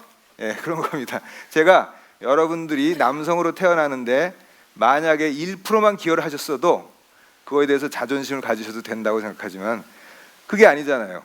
여러분들이 원해서 혹은 여러분들이 힘이 작용해서 남성으로 태어나신 건가요? 그게 아니죠. 삼신할머니 랜덤으로 태어나신 거죠. 그러니까 그거 뭐 그렇게 대단히 자랑할 게 아닌 거죠. 이미 노자가 2500년 전에 그런 생각을 갈파를 한 겁니다. 그래서 이런 얘기를 한번 해보고 싶어요. 남성이 남성이 아무래도 유리하고 편하고 뛰어난 건 알겠지만 난 여성 편에 서겠노라 라고 얘기하고 있는 거고, 대단히 혁명적인 발상이죠. 아까 플라톤의 얘기와 비교를 해보자면은 헬라스, 그리스인들이 문명적으로 화려하고 빛나는 걸 알겠지만 나는 되려 이방인의 편에 서겠노라, 이게 노자의 생각인 거고, 자유인이 영광스럽고 자유인이 모든 걸 누린다는 걸 알지만 누리지 못하는 그렇지 않은 비자유인의 편에 서겠노라 라는 게 노자의 생각인 겁니다. 그러니까 노자는 이것만으로도 매우 많은 중심주의를 깨트리고 있는 거죠. 우리의 남성 중심주의나 또는 민족 중심주의나 자유인 중심주의 이런 것들을 깨트리고 있는 거죠. 그래서 노자가 찬양하는 것은 물 같은 삶입니다. 상선약수, 상선약수장은 여러분들도 들어보셨을 겁니다. 물처럼 사는 것. 그래서 물은 만물을 잘 이롭게 하지만 다투질 않는다. 그래서 무사람들이 싫어하는 낮은 곳에 처하지만 낮은 곳에 처한다. 물은 낮은 곳으로 가죠. 그렇기 때문에 도와 가깝다 이렇게 얘기를 하죠. 그래서 거할 때는 땅을 잘 곡식이 잘 맺게 하고 마음은 연못처럼 그윽하게 해주고, 덮을 때는 잘 어질고, 말을 할 때는 잘 미덥게 하고, 다스릴 때는 잘 바르게 하고, 사람들을 섬길 때는 아주 능하게 일을 처리하며, 그 다음에 움직일 때는 때에 맞춰서 잘 움직인다. 오로지 다투지 아니함으로 허물이 없다. 이런 것이 노자의 핵심적인 사상이라고 할 수 있습니다. 그래서 노자의 얘기에서는 공을 세우더라도 거기에 내가 머물지 않는다라는 얘기가 여러 군데에서 나옵니다. 왜 머물지 않는 걸까요? 성인은 뭐 이러이러함으로써 자기가 나아도 가지지 않고, 자기가 하지만 그에 기대지 않고, 공이 이루어져도 거기에 거하지 않는다. 공이 이루어져도 거기에 처하지 않는다. 공이 이루어지면 몸이 물러나는 것이 하늘의 도이다. 이런 얘기들을 하죠. 왜 그러느냐? 공이 이루어져서 거기에 머무는 것이 바로 중심주의인 겁니다. 그것을 내 것으로 만들고 성을 쌓고 그것에 안주하는 거죠. 그 것들은 우리 공동체의 자유로운 질서를 방해하는 걸림돌이 될 수 있다. 그렇기 때문에 공 안에 머물려 가지 않는다. 이런 생각까지 노자가 한 겁니다. 그래서 노자는 자기가 어떤 선한 일을 하더라도 흔적을 남기지 말 거를 주장합니다. 공자는 이렇게까지 얘기는 안 했죠. 공자는 숙이 아닌 나를 닦아서 남을 편안하게 한다 이런 생각을 했는데, 숙이 아닌 하더라도 내가 정말 남을 위해서 뭘 한다라는 생각을 할 필요 없고 그런 흔적조차 남기지 말아야 한다라는 게 노자의 생각입니다. 그래서 노자가 이상적으로 생각한 군주는, 당신은 뭐 군주제도니까 가장 잘 다스리는 사람은, 이건 어떤 판본에 따라서는 아래 하자이기도 하고 어떤 판본에 따라서는 안이불자로도 나옵니다. 아래에서 그 사람이 있는 줄만 알아요. 대통령이 있다는 것만 알아. 그냥 뭐 하는지는 몰라. 그게 가장 잘 다스린다는 거예요. 혹은 안일불자를 읽으면 있는 줄도 몰라. 옛날에 신동엽이라는 시인의 시를 보면 뭐 스칸디나비아라는가 하는 어느 나라에서는 대통령이 사람들이, 국민들이 대통령 이름도 모르고 그 석양이라는 이름을 가진 대통령은 노을이 질 때면 막걸리 한 통을 자전거에 꽁무니 메고 친구네 집으로 간다, 뭐 이런 시가 있었는데, 그런 시에서 묘사한 사람이 이런 태상이죠. 그 다음은 백성들이 친하게 여기고 그를 명예롭게 여깁니다. 그 다음은 두려워하고 그 다음은 그를 모욕합니다. 이렇게 얘기하죠. 그래서 일이 다 이루어졌을 때 백성들이 전부 다, 태상이 다스릴 때는 전부 다 내가 스스로 그랬다 이렇게 얘기한다는 거죠. 이 말이 무슨 말이냐? 자기가 아무리 위대한 다스림을 하고 세상에 위대한 기여를 하더라도 흔적을 남기지 말고 자기 흔적을 지워라 라는 게 노자의 생각이라는 거죠. 이렇게 하늘을 본받아서 인간이 만든 모든 가치를 허물고 하늘을 본받아서 하늘의 길에 따라서 역설과 더 약한 곳으로, 더 낮은 곳으로 가고자 하는 게 노자의 어떤 이타행의 정신이다라고 얘기할 수도 있습니다. 그 다음에는 묵자라는 사람입니다. 묵자라는 사람에 대해서 들어보셨나요? 묵자 아닙니다. 네. 그렇게 발음하시면 안 되고 묵자인데, 묵자는 매우 예외적인 사람입니다. 고대 중국에서 매우 예외적인 사람인데 천민 출신입니다. 본인이 천민 출신인 것을 숨기지 않았어요. 그리고 노동자였습니다. 목공 노동자였어요. 예수님하고도 비슷하죠. 예수님도 목공 노동자였죠. 그래서 예수와 비교해서 얘기하는 분들도 많이 있습니다. 근데 묵자는 공자가 생각했던 숙이 아닌 자기를 닦아서 세상을 편안하게 하겠다라는 것을 훨씬 더 철저하게 밀고 간 사람이에요. 천민 출신이가 더 철저할 수 있었겠죠. 그런데 이 사람에 대해서 충분히 백그라운드를 많이 말씀드릴 수는 없고, 바로 이 사람의 생각으로 들어가 보자면, 이 사람도 노자처럼 하늘을 본받아야 된다라고 생각을 했어요. 법천을 해야 된다, 하늘을 본받아서 바르게 실천해야 된다라고 얘기를 했지만 그 내용은 상당히 다릅니다. 그래서 이 사람이 파악한 하늘의 내용이라는 것은 두 가지예요. 하나는 객관성이고 또 하나는 논리성이에요. 그래서 하늘은 사사로움이 없다라는 게 가장 큰 특징이에요. 사사로움이 없어서 예를 들어서 미운 놈한테만 폭우를 내리고 이쁜 사람한테는 햇볕 쬐고 이런 거 아니죠. 그냥 착한 사람이든 나쁜 사람이든 폭우를 퍼부어댑니다. 어떻게 보면은 하느님 참 쉽죠. 그냥 퍼부어대면 됩니다. 뙤약볕을 퍼부어대든 뭐 황사가 날리든 신경 안, 누가 들여 마시든 신경 안 씁니다. 그게 하늘입니다. 그런데 그 하늘은 어떤 하늘이냐? 묵자에게는 기준이 되는 하늘입니다. 기준, 우리의 기준이 되는데, 그 기준은 노자와의 차이는 뭐냐면, 노자는 길입니다. 노자는 길, 반대 방향으로 움직이고 약함을 향해서 움직이는 길이었는데, 묵자에게는 그것은 뭐냐? 컴퍼스와 곱자 같은 겁니다. 이 사람이 노동자 출신이에요. 자기가 목공해서 만들었었던 사람이에요. 마에스트로예요. 당대 최고 마에스트로입니다. 그런데 하늘이라는 건 뭐냐? 예를 들어서 바퀴쟁이가 바퀴를 만들 때 컴파스를 어길 수 없다. 그렇죠? 컴파스대로 해야지 동그란 바퀴가 나오죠. 그 다음에 장인이 물건을 만들 때 곱자를 어길 수가 없다. 곱자대로 해야 직각이 나오죠. 그것과 마찬가지로 지켜야 되는 것이, 그래서 컴파스에 들어맞는 것은 동그라미라고 하고 컴파스에 들어맞지 않는 것은 동그라미라고 하지 않는 것, 그것처럼 하늘은 우리에게 옳고 그름의 기준이 되는 것이다. 매우 논리적이죠. 실제로 굉장히 논리적이고 논리학을 발전시킨 사람이에요. 이런 얘기는 처음 들으신 분께 많으실 수 있습니다. 그러니까 중국 고대 철학에 대해서 관심이 없었던 분들은 모르셨을 수도 있는데, 묵자는 논리학을 연구했어요. 논리학을 연구해서 묵자의 많은 책 중에 진짜 묵자가 썼을 가능성이 높은 걸 묵경이라고 하는데, 이 묵자 집단들은, 제자들은 묵경을 달달 외우고 다녔어요. 묵경은 이 6편을 얘기하는데, 이 6편의 내용은 뭐냐면 자연과학과 사회과학입니다. 예를 들자면 이런 내용들이에요. 중점이라는 것은 양점으로부터 같은 거리에 있는 곳을 중점이라고 한다. 원이라는 것은 중점에서부터 같은 길이에 있는 선들의 집합이다. 이 그림을 얘기하는 겁니다. 방이라는 것은 각각 같은 4가지 모퉁이를 가지고 있는 걸 말한다. 평이라는 것은 같은 높이를 말한다. 이 평입니다. 지금 평행선 달리는 높이가 같은 것이다.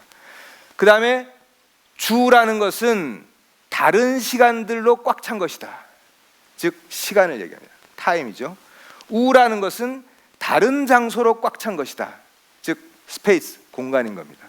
우와 주의 개념이 묵자의 책에 나오죠. 이런 것은 보시면 바로 알겠지만 유클리드 기하학이나 이런 공리와 매우 닮았죠. 그래서 이런 자연과학적인 정의를 하고, 자연과학적인 정의만 하는 게 아니라 사회과학적인 정의까지 합니다. 뭐라고 하느냐면, 예를 들자면 이런 얘기가 나옵니다. 획은 여성 노예, 장은 남성 노예입니다. 여자 노예는 사람이다. 여자 노예를 사랑하는 것은 사람을 사랑하는 것이다. 장은, 남자 노예는 사람이다. 남자 노예를 사랑하는 것은 사람을 사랑하는 것이다. 3단 논법과 매우 비슷하죠. 이것은 옳고도 자연스러운 주장이다. 이렇게 얘기합니다.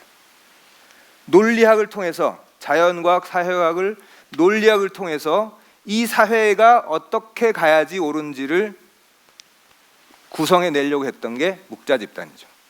그래서 사람을 사랑하는 것은 모든 사람을 사랑하기를 기다린 다음에야 사람을 사랑하는 게 된다. 무슨 말일까요? 나는 다 좋은데 요놈의 새끼는 싫어. 그러면 사람을 사랑하는 게 아닌 겁니다. 두루 사랑하는 게 아닌 거라는 얘기예요. 그 얘기를 하는 거예요. 그 다음에 사람을 사랑하지 않는 것은 모든 사람을 다 사랑하지 않기를 기다려서 사랑하지 않는 게 아니다. 이 새끼도 죄송합니다. 이제 다 싫어야지만 사람을 사랑하지 않는 게 아니라, 한 사람만 사랑하지 않더라도 이 사람은 보편적으로 사람을 사랑하지 못하는 것이다 라는 거죠. 다 좋지만 나는 여자는 싫어, 다 좋지만 이방인은 싫어, 다 좋지만 어디 외국에서 온 누구는 싫어, 이러면은 그는 보편적으로 사람을 사랑하지 못한다는 얘기를 논리적으로 하고 있는 겁니다. 이 얘기는 그래서 묵경이라는 것은 묵자 집단이 발전시킨 묵자 논리학이에요. 근데 연구가 안 된 이유는 묵자의 책은 2000년 동안 연구를 안 했어요. 그래서 옛날에는 죽간이라 그랬잖아요. 대나무 쪼가리에다가 글을 쓴 뒤 실로 묶은 건데, 실이 끊어져 버리면 어떻게 될까요? 순서가 뒤죽박죽이 돼버립니다. 그걸 착간이라 그러는데, 뒤죽박죽에서 연구가 어려워요. 그래서 거의 2000년 동안 잘 연구가 안 됐어요. 이렇게 논리적으로 사회를 바로잡겠다라는 집단이니까 매우 탄압을 받았겠죠. 연구가 잘 안 돼 있습니다. 그런데 확실히 이 사람들은 어떤 게 논리학적으로 맞고 어떤 게 논리학적으로 틀린지를 확고하게 구별해 내려고 노력을 했어요. 논리학을 스스로 발전시킨 거죠. 흔히 서양 사람들이 중국 고대 철학을 연구하면서 중국 고대에는 논리학이 발달 안 했다 이렇게 함부로 얘기하는데 틀린 얘기입니다. 묵자가 상당히 높은 수준의, 거의 3단 논법과 유사한 수준의 논리학까지를 만들어냈고, 그것을 통해서 유의미한 사회적 결론을 내려고 했던 거죠. 이게 이 사람들의 투쟁 목표예요. 실천 목표고. 그래서 이 사람들은 10대 강령이라는 게 있었는데 10가지 사회를 바로잡기 위한 내용들을 가지고 있었어요. 그 중에 대표적인 게 비공, 침략 전쟁에 반대한다. 묵공이라는 영화 보신 분 계시면 이해가 될 텐데, 그래서 이분들은 침략 전쟁에 반대하기 때문에 실천해요. 침략받은 나라에 가서 방어를 도와줘. 그런 내용을 영화로 만든 게 묵공이라는 영화죠. 그런데 서양 사람들은 연구할 때 묵자의 논리학은 매우 원시적이고 상당히 오류가 많다라고 얘기를 하는데, 서양의 논리학을 발전시켜서 가장 먼저 정립한 사람이 누구죠? 이분입니다. 아리스토텔레스라는 분인데, 이분은 뭐라 그랬냐면 도구는 살아있는 것과 죽은 것이 있다. 살아있는 게 뭘까요? 노예를 얘기합니다. 이 사람은 노예 제도를 긍정했어요.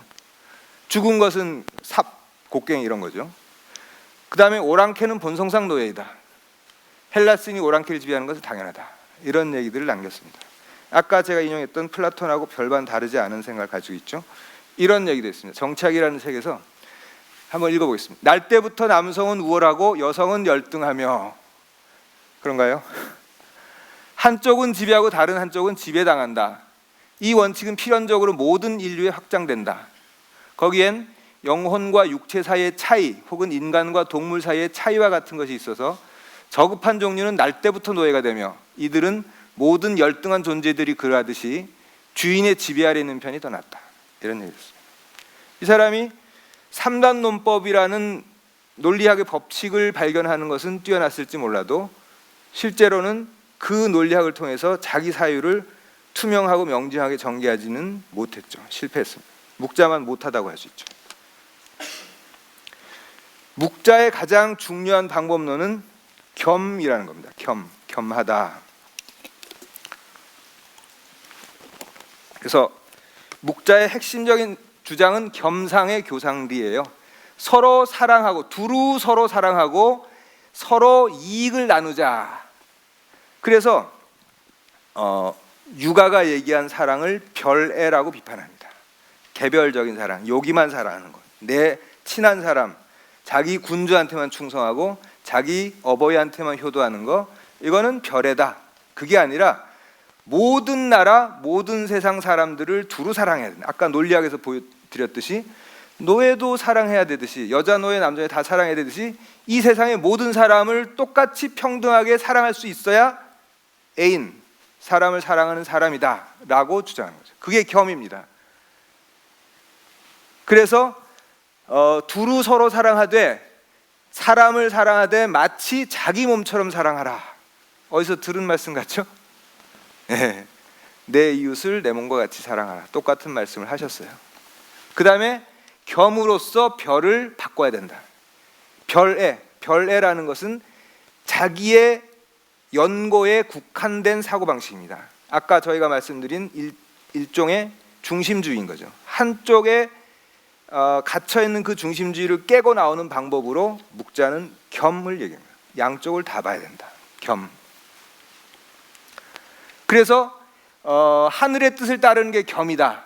하늘에 반대하는 게 별이다. 차별하는 것은 하늘의 뜻을 따르지 않는 것이다. 이렇게 얘기합니다. 그래서 세상을 두루 겸으로써, 보편성으로서 다스리는 것이 의로움으로써, 이건 정치하답니다. 의로움으로써 정치를 하는 것이요, 구별해서 다스리는 것은 힘으로써 다스리는 것이다. 왜?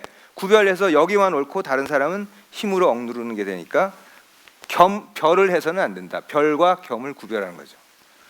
이게 묵자의 가장 핵심적인 생각이죠. 그 다음에 묵자는 또 어떤 특징이 있냐면, 아까 논리학을 발전시켰다고 했듯이 논리성에 철저했어요. 그래서 훔친 거면은 복숭아 하나를 훔쳐도 훔친 거고 나라를 훔친 것도 훔친 거다. 철저하게 이렇게 봤어요. 그런데 복숭아 하나를 훔치면 도둑놈이 되는데 나라를 훔치면 영웅이 되죠. 이거를 묵자는 비판했습니다. 여러분들이 장자의 말로 기억하는 갈고리를 훔친 사람은 도둑이 되고 나라를 훔친 사람은 제후가 된다. 이런 말 기억하실 겁니다. 이 말이 원래는 묵자로부터 기원한 겁니다. 묵자의 철저함, 논리적 철저함으로부터 비롯된 거죠. 그 다음에 사람 하나 죽이는 것 당연히 살인이고 둘, 셋 죽이는 것 살인인데 전쟁터 나가서 무수히 많은 사람을 죽이면은 영웅이 된다. 그것 또한 묵자는 철저하게 비판합니다. 사람을 하나를 죽이든 전쟁터에 나가서 무수히 많은 사람을 죽이든 다 살인이다. 이런 논리적 철저함을 가졌던 게 묵자 학파의 특징이죠. 그래서 묵자는 이런 논리적 일관성을 철저하게 세상에 실현시키기 위해서 묵자 집단들은 철저하게 실천해야 된다. 아마도 오늘 저희가 논의하는 이타주의적 실천의 가장 외형상 부합하는 실천을 했던 사람들이 바로 묵자 집단일 겁니다. 그래서 묵경에 보면은 선비의 임무란 무엇이냐? 선비가 자기를 덜어내어서 해야 할 바에 더해주는 것이다. 그거에 대해서 다시 또 뭐라고 풀이를 하냐면 자기 몸이 싫어하는 바를 함으로써 다른 사람들의 급한 거를 이루어주는 것이다. 이렇게 얘기를 합니다. 다시 말해서 이타행을 하라. 이타적 실천을 하라라는 거죠. 묵자가 왜 이타적 실천을 해야 되느냐? 겸애를 해야 되고 겸애만이 하늘의 뜻에 따르는 바른 사랑의 실천이기 때문이다. 이렇게 얘기할 수 있는 거죠. 그런데 뭐 얘기까지 하고 넘어가야 됩니다. 묵자에게는 이상한 논리가 하나 있어요. 뭐냐? 도둑을 죽이는 건 살인이 아니다라는 얘기가 나옵니다. 도둑은 사람이다 이렇게 얘기를 해요. 근데 도둑이 많은 거는 사람이 많은 게 아니다. 도둑은 사람도 아니다 이런 얘기죠. 도둑이 없는 것이 사람이 없는 건 아니다. 도둑을 사랑하는 것은 사람 사랑하는 게 아니다. 아까하고 논리가 사뭇 다르죠. 이상한 논리 전개합니다. 도둑을 사랑하지 않는 것은 사람을 사랑하지 않는 게 아니다. 여기까지도 참을 수 있는데 살도 비살인 이런 얘기합니다. 도둑을 죽이는 건 사람 죽이는 게 아니다. 이상하죠. 머리 아프죠. 예.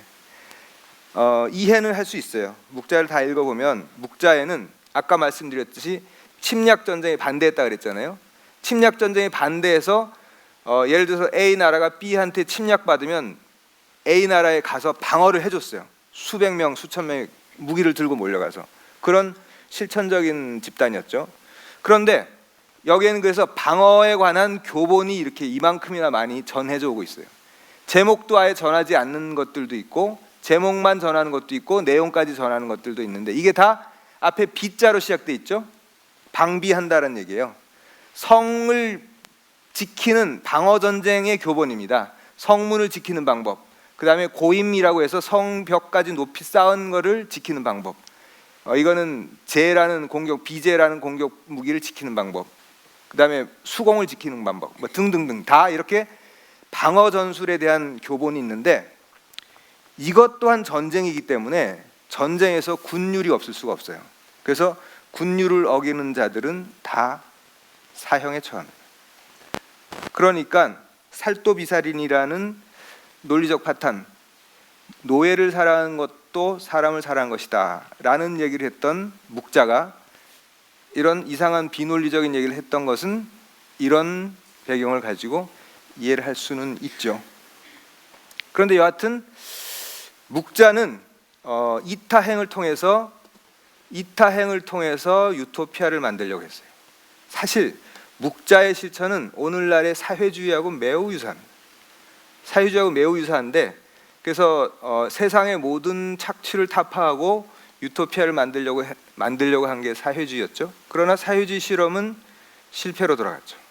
유토피아를 만들려는 그 어떤 시도도 사실은 디스토피아를 만들 수 있는 거죠. 인간의 자발성이 기초하지 않고 강제된 유토피아는 유토피아일 수 없기 때문인 거죠. 그래서 묵자도 사실은 방금 말씀드린 것처럼 매우 우리 인류의 사상사에서 찾아보기 힘든 그런 명징한 논리를 내세웠지만 말년에 가서는 묵자 이후 그의 2대, 3대 때 가서는 매우 서로 자결을 한다거나 뭐 이런 매우 끔찍한 일들을 맞으면서 몰락하게 되죠. 묵자가 보여주는 이타행은 어떤 이타행도 사실은 강요될 수 없다 이런 점을 보여주죠. 그 다음 마지막으로 양주와 장자라는 사람의 경물중생이라는 논리입니다. 경물중생이라는 말은 외물을 가볍게 여기고 삶을 무겁게 여긴다라는 얘기입니다. 내 생명과 관련된 모든 것 이외의 것은 다 가볍게 여기고 그것 때문에 그거에 정신 팔리지 않고 오로지 나의 생명을 온전하게 지켜나가는 것을 중요하게 여긴다라는 생각입니다. 이게 어떻게 이타행과 같이 논의가 될 수 있는가 이런 생각이 드실 수도 있을 텐데 일단 이거는 양주 혹은 양자라고 높여서 불리는 사람의 생각입니다. 이 양주라는 사람은 자기 저작이 전해오지 않아요. 묵자는 착간이 심하더라도 전해오기는 하는데 이 사람의 저작은 전혀 전해오지 않고 다른 사람들의 저작에 인용된 거로만 전해옵니다. 뻐꾸기 같은 거죠. 남의 둥지에 알을 낳아서 기르는 뻐꾸기 같이 다른 사람들의 책 속에서 전해져 옵니다. 그런데 일단 이 사람은 본인의 주장보다 맹자라는 사람이 당대의 몹쓸 학설 두 가지로 비판을 해서도 유명해졌어요. 그래서 맹자가 정말 지금 온 세상을 가득 채우고 있는 게 양주와 묵적의 논리인데 이거 두 가지는 다 몹쓸 학설이다. 그러면서 뭐라 그러냐면 양자, 즉 양주는 자기를 위한다는 주장을 취하여서 빠이 마오리 티엔시아 부웨이에 갑자기 중국어가 나와버렸네요. 자기 정강에 털 하나를 뽑아서 천하를 이롭게 할 수 있다고 하더라도 안 해. 이거 하나 뽑아서 천하가 이루어져요. 그런데도 이걸 안 뽑아. 왜? 내 거니까. 그게 양주라는 거예요. 맹자에 따르면. 그 다음에 방금 말씀드렸던 묵자는 어떤 사람이냐? 묵자는 겸해 널리 두루 세상 사람들을 다 사랑하라 라는 주장을 펴므로써 마정, 방종, 리천하 해도 해. 무슨 얘기냐면은 정수리부터 갈아 내려가가지고 뒤꿈치까지 다 갈아 내려가더라도 천하를 이롭게 할 수 있는 일이라면은 한다. 정반대 사람이라는 거죠. 털 뽑는 게 물론 싫죠. 따갑고 여러분들 다 해보셨잖아요. 남녀 불문하고 다 해보셨잖아요. 근데 요거는 뭐 웃기는 얘기지만 마정, 방종을 달리 해석도 합니다. 정수리부터 복숭아 뼈이리까지 털을 다 뽑더라도 이런 얘기도 있어요. 그게 더 고통스러울지 갈아내는 게 고통스러울지 모르겠습니다만 하여튼 근데 양주와 묵적은 이렇게 대조적인 인물로 맹자가 묘사를 했는데 그래서 맹자가 뭐라고 비판을 하냐면은 지금 세상에 양주와 묵적 사람의 말이 천하를 꽉 채우고 있다. 영천하. 그래서 천하 사람들의 말이 전부 다 양주 아닌 묵적으로 돌아가는데 양주는 위하를 주장했으니 자기를 위한다고 주장했으니 임금을 모르는 것이요 묵은 임금을 섬길 줄 모르는 자요 묵시는 겸해를 주장했으니 애미애비도 없는 자다. 그래서 애미애비도 없고 임금을 섬길 줄 모르면 이건 금수다. 그래서 양주와 묵적의 말이 세상에서 그치지 않으면 그러면은 공자의 어짐과 올바름의 논리가 막혀버린다. 그러면은 짐승을 끌고 와서 사람을 먹이게 될 것이고 사람들이 장차 서로 잡아먹을 것이다. 맹자 선생님이 이렇게 아주 혹되게 비판했어요. 그러니까 우리나라 같은 데서는 공자와 맹자의 학설이 2000년 동안 지배를 했지 않습니까? 그러니까 양주 묵적 같은 사람들은 이단의 이단이죠. 그래서 양주 같은 사람은 매우 심한 오해를 받은 그런 사상가라고도 할 수 있어요. 지금까지도 오해를 받고 있는 오해입니다. 그래서 양주가 왜 이 정강이 털 하나를 그렇게 아꼈나 보면은 여러 다른 문헌들에 보면 양주의 사상을 이런 것들이라고 묘사합니다. 양주는 자신을 귀하게 여겼다. 왜 귀하게 여겼느냐? 경물중생하기 때문이다. 경물중생은 뭐냐면 물이라는 것은 삼라만상이 다 포함됩니다. 내 바깥에 삼라만상을 다 가볍게 여겨요. 심지어 권력, 금력, 재력, 금력이나 재력이나 같은 거죠. 뭐 모든 것들을 다 의미 없게 여기고 오로지 내 생명 하나 잘 지키는 것이 중요하다. 이게 경물중생입니다. 제가 어릴 때 집에 가훈을 니나 잘해라고 정했습니다. 남 볼 거 없다, 외물 볼 거 없다, 니나 잘해라. 근데 딸아이가 초등학교 5학년 때 아버지 우리 집 가훈 있어? 그러더라고요. 있다. 뭐예요? 니나 잘해다. 학교 갔어요. 갔다가 일주일 뒤에 또 오더니 아버지 근데 그거 붓글씨로 써오라는데? 그래서 니나 잘해라고 붓글씨를 쓴 뒤 선생님한테 바치면 선생님이 딱 받았는데 니나 잘해. 무슨 야쿠자가 무슨 경고문 보낸 거예요. 그래서 제가 니나 잘해가 아니라 같은 뜻인데 경물중생이야 이렇게 같은 사자성어야 뭐 이렇게 얘기한 적이 있습니다. 자기 외부의 어떤 것들, 어떤 뭐 권력이든 권위든 돈이든 뭐든 다 가볍게 여기고 나에게 영향을 주지 않는 겁니다. 그리고 오로지 자기 길 간다라는 게 경물중생이라는 겁니다. 그래서 이거를 좀 더 잘 풀이한 내용으로는 자기의 본래 타고난 성품을 온전하게 하고 참됨을 지키는 거예요. 그래서 외부 사물로 인해서 내가 누가 되지 않아요. 누를 끼침을 당하지 않아. 그러니까 돈에 흔들리고 권력에 흔들리고 폭력에 흔들리지 않습니다. 금력, 권력, 폭력으로 나를 위협하더라도 나는 흔들리지 않고 내 길을 갑니다. 이게 경물중생의 사상이라는 거죠.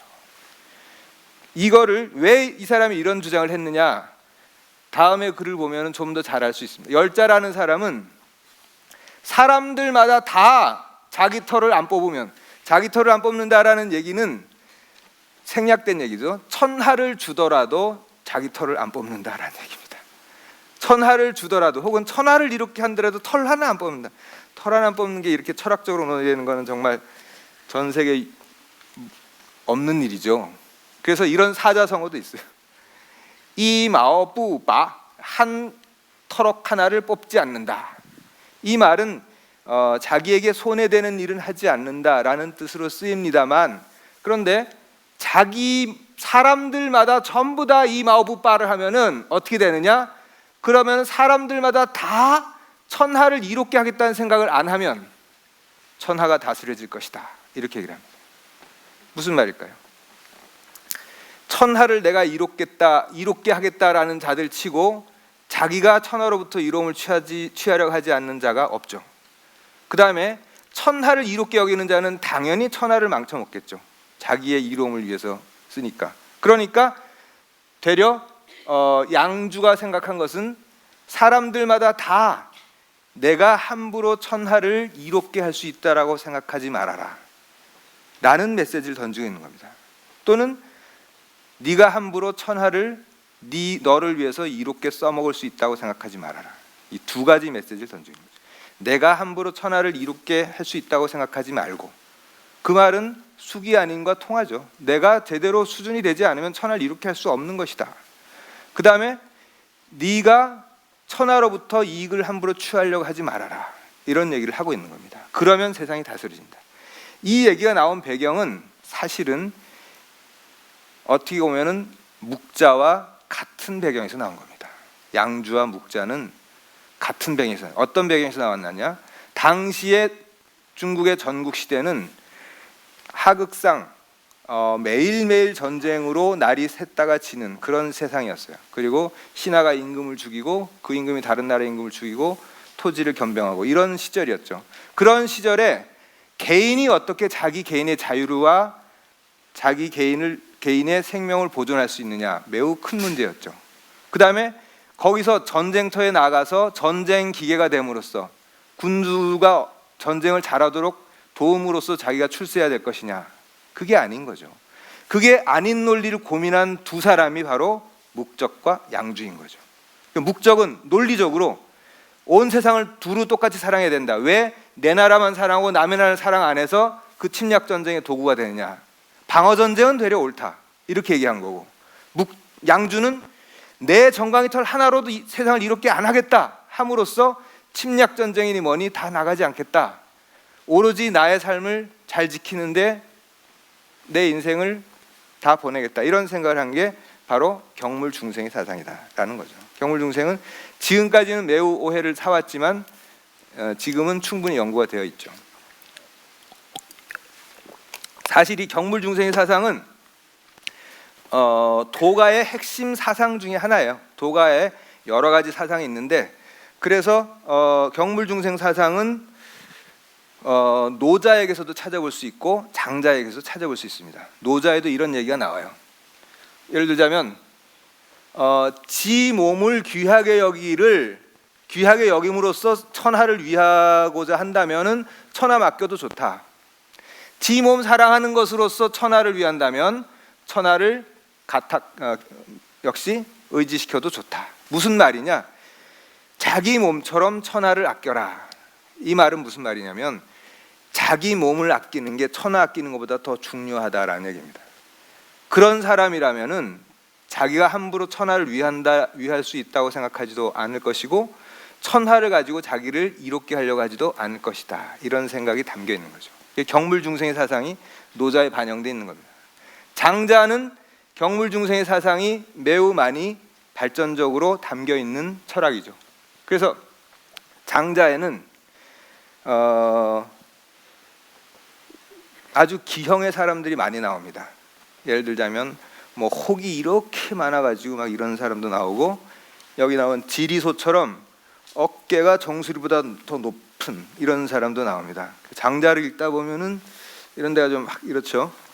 근데 이 지리소라는 사람은 어떠냐? 형태는 그렇지만 그 덕은 온전하다는 겁니다. 형태는 그렇지만. 그러니까 세상에 쓰일 바는 없죠. 세상을 이롭게 할 수도 없고 세상 가지고 이롭게 할 수도 없어요. 그래서 이 사람은 군대 징벌 나왔을 때 전쟁터에서 사람을 뽑으러 가려고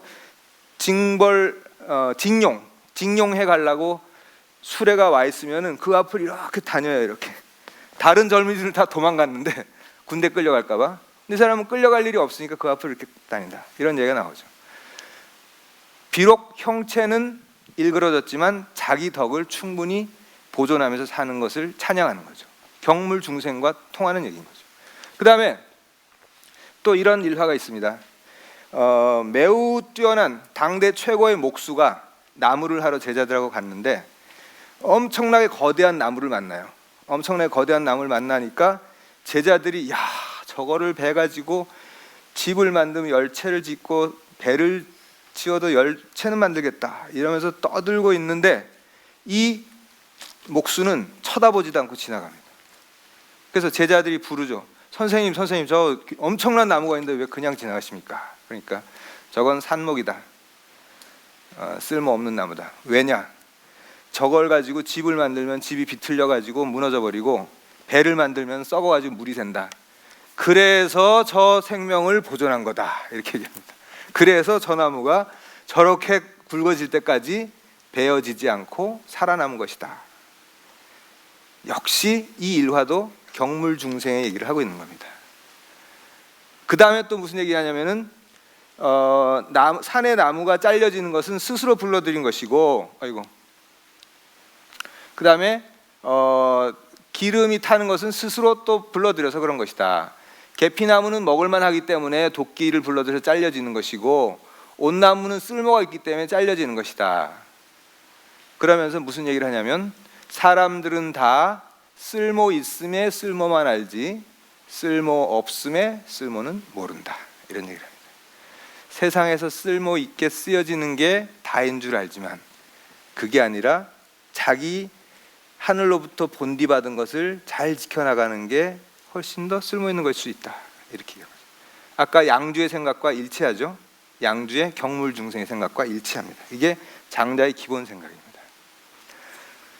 그래서 장자에는 이 자기 생명을 온전히 하는 것을 중시하는데 이게 사회적으로 무슨 의미가 있느냐, 공동체적으로 무슨 의미가 있느냐라고 할 수 있는데 사실은 아까 노자가 자기 몸을 천하를 자기 몸처럼 생각하는 사람이라면 천하를 맡길 수 있다라고 한 것처럼 이 세상 사람들이 다 감히 함부로 천하에 대해서 내가 뭘 위해 줄 수 있다라고 날뛰지 않고 천하를 가지고 자기의 이로움을 삼으려고 날뛰지 않는다면 되려 천하는 더 잘 다스려질 수 있다. 이런 생각을 하고 있는 거죠.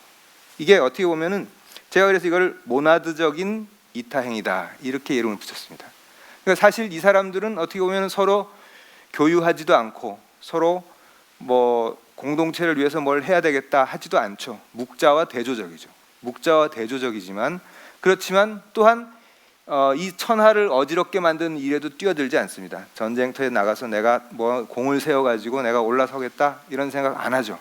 그렇지만 그럼으로써 이 사회의 혼란을 부채질하는 일은 하지 않겠다 이런 생각을 하는 거죠. 그러니까 어떻게 보면은 이거는 전국 시대의 그런 혼란스러운 시대상에서 나온 또 하나의 이타행의 실천 방법이다 이렇게 얘기할 수 있겠죠.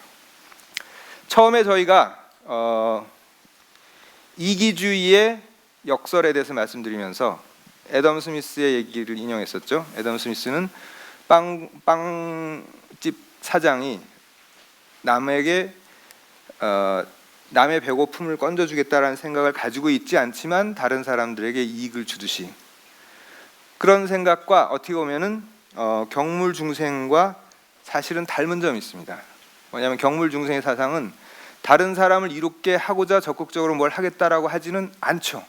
그렇긴 하지만 결과론적으로는 세상의 혼란을 막을 수도 있는 거죠. 그래서 남을 좋게 하려는 의도는 없어요. 그 자기 이익을 추구합니다. 그런데 차이가 있죠. 경물중생은 천하조차도 거부해요. 천하를 준다 그래도 안 받아요. 그거를 내가 함부로 이롭게 쓸 수 없을 뿐만 아니라 함부로 이롭게 할 수도 없다라는 것을 자각하는 거죠. 그래서 시장주의에서는 결국은 자기 이익 동기를 추구하는 거지만 경물중생은 자기 몸을 보존하는 데 그치는 거죠. 차이는 뭐냐? 시장주의에서는 공동선의 증대와 시민의식의 함양 이런 것들을 얘기할 수 있겠죠. 그러나 경물중생에서는 자기가 고양되는 것 이외에 다른 것이 없습니다. 이런 차이가 있는 거죠. 한번 음미해 보실 수 있을 것 같고요. 그래서 마지막으로 동아시아에서 전개됐던 이타행의 논리는 이런 것들이었습니다. 숙이 아닌, 공자가 얘기한 숙이 아닌 자기를 닦아서 남을 편안하게 하라라는 것과 노자가 말한 하늘의 도를 본받아서 이 세상에서 실천한다라는 논리. 그 다음에 묵자가 얘기한 논리를 바탕으로 서로 사랑을 나누고 그 다음에 서로 이익을 나눈다라는 논리, 그리고 경물중생의 논리, 이런 것들이 있었죠. 저는 이렇게 생각합니다. 그러니까 쭉 반복해서 말씀드렸지만 이 동아시아의 사상가들이 우리한테 얘기해 주는 거는 이타행을 해라, 이타주의를 실천해라라는 얘기를 하는 게 아니라 우리 마음속에 있는 작은 성취들, 우리 마음속에 있는 중심주의를 허물어내라라고 얘기하는 거죠. 지금 제가 만약에 드린 말씀 중에 여러분들 마음속에 혹시 불편하게 들린 얘기가 있다면은 그것은 여러분들의 마음속에 그 중심주의가 있는 것일 수도 있습니다. 그러니까 예를 들어서 마을, 국가 이런 것들에 대해서 말씀드렸고 남성 중심주의도 말씀드렸는데 종교도 마찬가지죠. 종교도 사실은 기독교, 불교 뭐 여러 가지 종교가 있는데 중심주의가 강한 종교가 있죠. 배타적인 종교가 있고, 저는 지금 그런 것까지도 넘어서야 된다 이렇게 생각합니다. 지금 여러분들이 가진 종교적 신념을 제가 공격할 의도가 있는 건 아니에요. 전혀 그렇게 받아들이진 마시고. 근데 저는 사실은 종교에 대해서는 매우 실용적인 생각을 가지고 있어요. 예를 들자면 종교는 좀 보험으로 생각해도 좋다. 어떤 게 맞을지 모르잖아요. 그런데 하나를 믿었어요. 기독교를 죽어라고 믿었는데 죽어봤더니 이슬람이 맞아. 그러면 황당하잖아요. 그러니까 그 다음에 천주교를 죽어라고 믿었는데 죽어봤더니 다른 게 맞아요.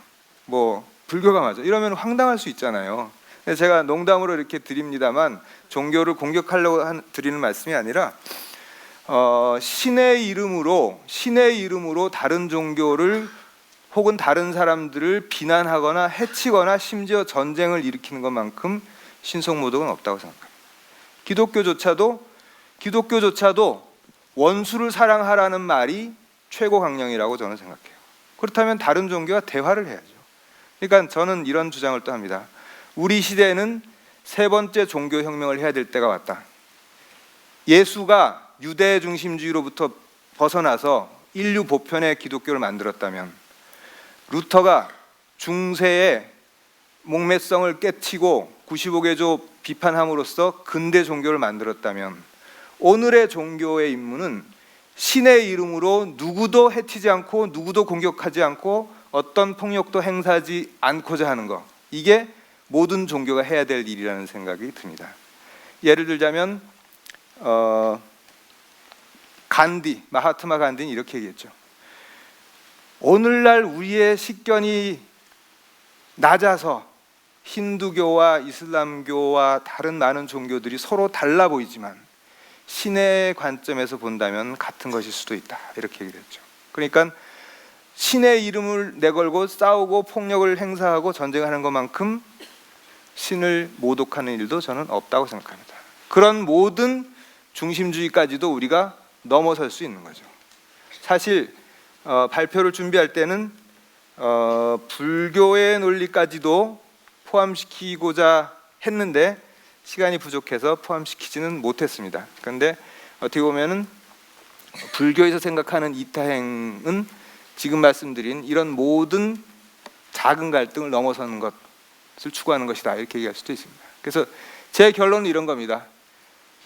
최선을 다해서 자기에게 이로운 일을 하고자 하는 사람은, 지혜로운 사람은 자기중심주의를 넘어선 이타행이 자신에게 가장 이로운 행위임을 깨달을 것이다. 무슨 말이냐? 제가 이기주의자예요. 이기주의자 아까 33분 정도 계셨습니다. 근데 제가 이기주의자인데 나에게 가장 이기적인 행위는 사실은 궁극적으로는 이타적인 행동일 수도 있습니다. 그런 말씀을 드리는 거죠. 그 다음에 이타주의자는 많지는 않았어요. 10여 분 계셨는데 최선을 다해서 이타행을 실천하고자 하는 사람은 자기 역량의 고양 없이는 어떤 이타행도 제대로 실천할 수 없다라는 점을 깨달으셔야 할 거라는 생각을 해봅니다. 그래서 이기행의 최선은 이타행이고 어떤 이타행도 자기 고양 없이는 불가능하다. 이기와 이타가 그렇게 멀리 떨어져 있는 것은 아니다, 이런 말씀을 드리고 싶습니다. 그리고 그 점을 동아시아의 사상가들이 여러 가지 층차에서 말씀해 주셨다라는 생각을 해봅니다. 이것으로 오늘 제 말씀을 마치고 그 다음에는 질의응답이 됩니다. 경청해 주셔서 고맙습니다.